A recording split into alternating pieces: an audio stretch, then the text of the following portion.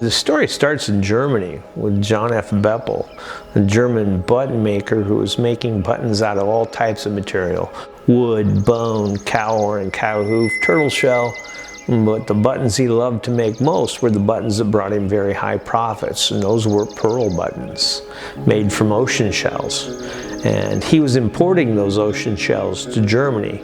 From what I've seen and read, Germany's rivers didn't have the species of shells conducive enough to make freshwater pearl buttons, and so therefore importing ocean shell. And you know, like today's problems, back then we had problems also, and tariffs came about on that ocean shell that he's importing to make his pearl buttons, which hurt his profit margin, and so therefore he had to find another source of mother of pearl. But his father had been sent a shell from the Mississippi River, and the shell was quite large, very high quality mother of pearl from fresh water. When he made it to the shores of Muscatine, the river looked quite different than it does modern day.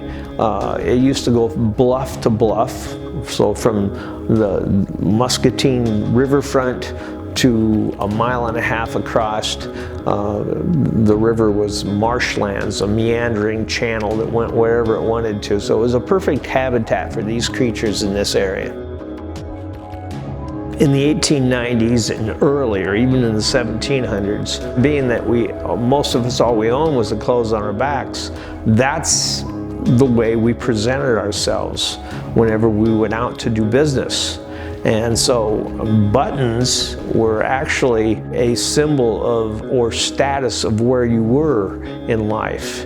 If your clothes had bone buttons or wooden buttons, or you tied your clothes together, I could tell you weren't doing so well for yourself.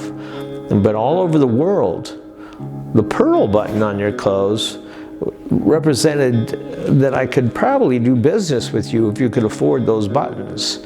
So that was the demand for pearl buttons all around the world, which, you know, was making Boepple that very high profit margin that he wanted to continue to make. This is an American growth story. You've got an immigrant that comes to the United States with a technology of button making and recognizes a resource. You know, America, when I say American growth story, America grew off its national bounty. But right around 1905, our population doubled. And so did the amount of buttons that we were making. In 1905, it was said that we were making 1.5 billion buttons annually, 1/3 of the world's pearl buttons. Muscatine had more patents than anywhere else in the state of Iowa because of the growth of the pearl button.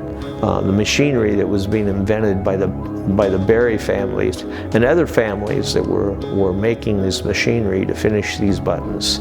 Everything done by hand in Boepple's time eventually became mechanized. The concept of living off the land is a long lost concept. If you put yourself back into history in that situation when all the products that we were growing from came from the land, this is one of those stories.